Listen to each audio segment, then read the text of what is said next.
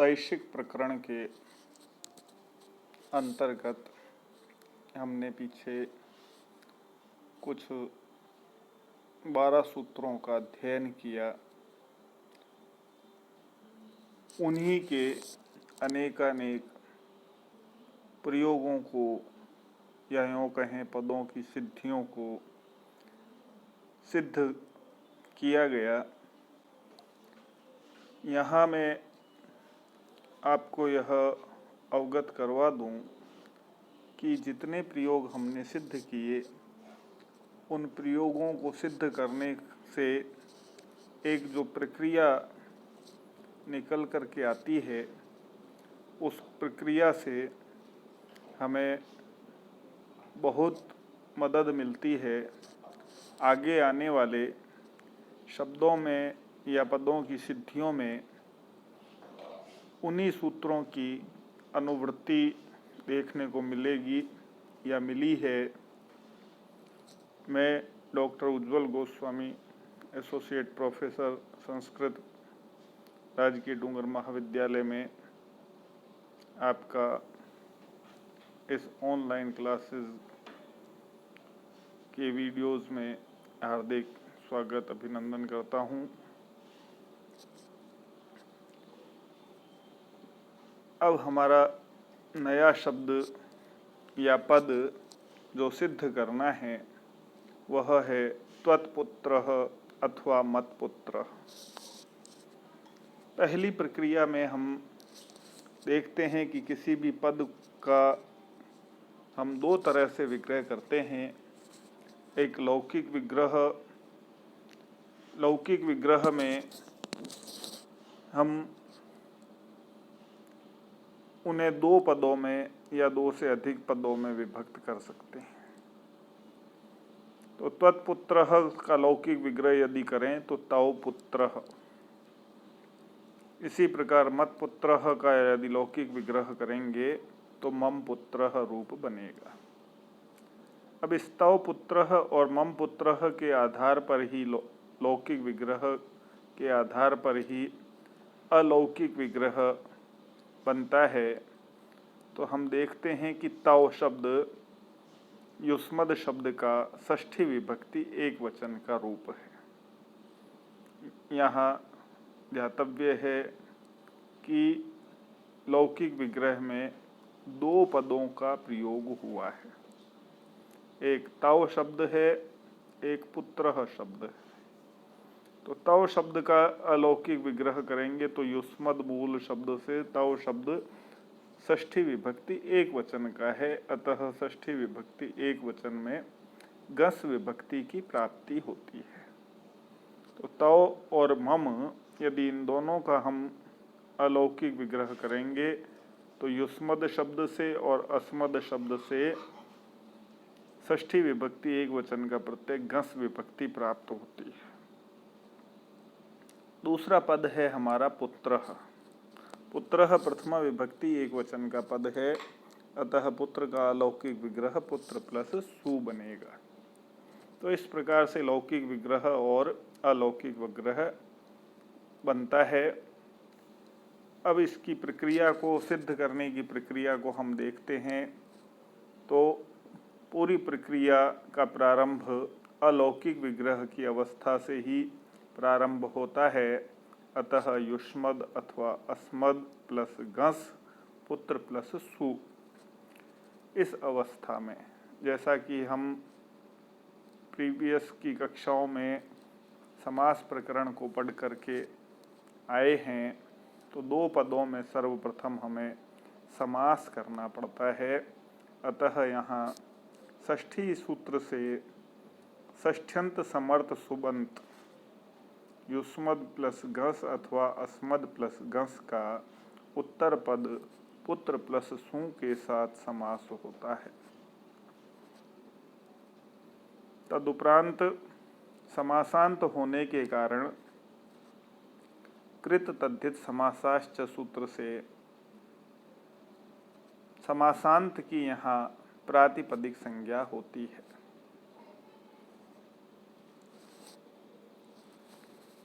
तदुपरांत जैसा हम पिछली सिद्धियों में देखते आए हैं कि जो प्रातिपदिक होता है उसमें जो सुप विभक्ति होती है उसका लुक निर्देश किया गया है।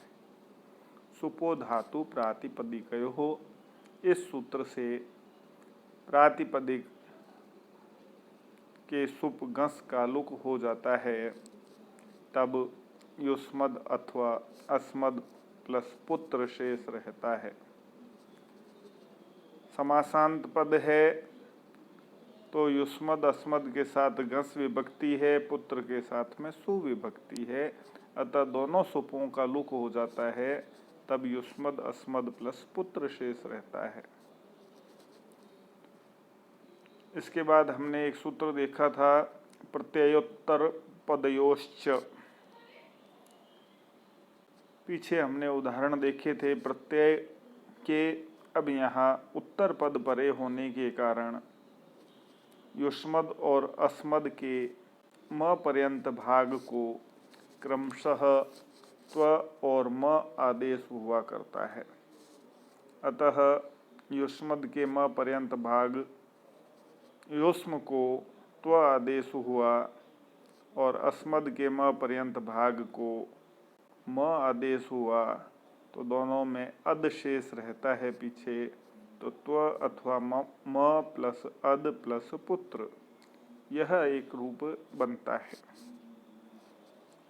अब त्व के व में अकार है, म में अकार है, उससे परे अकार है अद का, अतः यहाँ अतो गुणे सूत्र से अत त्व और म के अकार से परे गुण संज्ञक अकार होने के कारण पूर्व अकार अर्थात व और म के अकार तथा पर अद का अकार, इन दोनों अकारों के स्थान पर एक पर रूप आदेश अर्थात पर अद का अकार है, अतः अकार आदेश हुआ, तब त्वद अथवा मद प्लस पुत्र रूप बना।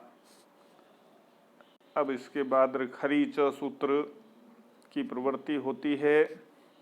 पुत्र में प खर प्रत्याहार का वर्ण है, परे है, अतः सूत्र कहता है खर परे होने पर, यहाँ पकार खर है, अतः खर पकार परे होने पर त्वद और मद में झल दकार है, तो झल दकार को चर आदेश होता है। चर में प्रत्येक वर्ग का प्रथम वर्ण आता है, तो दकार त वर्ग का वर्ण है, इसलिए दकार के स्थान पर तकार आदेश हुआ, तब त्वत्पुत्र अथवा मतपुत्र ये तद्धितांत समासांत पद शब्द बना। समासांत पद बनने के बाद सु औजस इत्यादि सूत्र के साथ सुपः प्रत्ययः परश्च ज्ञाप प्रातिपदिकात, इन सूत्रों से प्रातिपदिक त्वत्पुत्रः अथवा मतपुत्रः से परे प्रत्ययों की अर्थात सुप प्रत्ययों की प्राप्ति होती है। सुप प्रत्ययों में सुऔजस, इस सूत्र से सुऔजस आदि 21 प्रत्ययों की प्राप्ति होती है।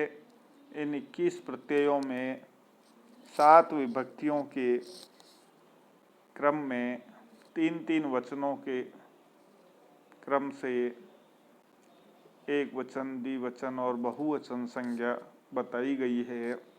अतः द्वयेकयोर द्विवचनैक वचने, इस सूत्र से हम कह सकते हैं कि प्रथमा विभक्ति एक वचन की विवक्षा में सुविभक्ति प्राप्त होती है। तब हमारा रूप बनता है त्वदीय अथवा मदीय प्लस सु। अब सु सूत्र से प्राप्त हुआ है, अतः उपदेश है, और सु में अनुनासिक अच है उकार, अतः सूत्र कहता है उपदेशेजनुनासिक इत, यह सूत्र कहता है कि उपदेश में स्थित अनुनासिक अच की इत संज्ञा होती है। तो यहाँ उपदेश सु है, सु में अनुनासिक अच ऊकार है, अतः ऊकार की इत संज्ञा हुई। तस्य लोपः, इस सूत्र से इत संज्ञक अनुनासिक अच ऊकार का लोप होता है। तस्य लोपः सूत्र हमें बताता है कि जिसकी भी इत संज्ञा होती है उसका नित्य लोप होता है, तब हमारा रूप बनता है त्वदीय प्लस त्वदीय अथवा मदीय प्लस स। अब यहाँ सकारांत पदांत है, पदांत सकार है, अतः ससजुसो रू सूत्र हमें बताता है कि पद के अंत में यदि सकार हो तो उस सकार को रू आदेश हो जाता है, तब हमारी स्थिति बनती है त्वदीय अथवा मदीय प्लस रू।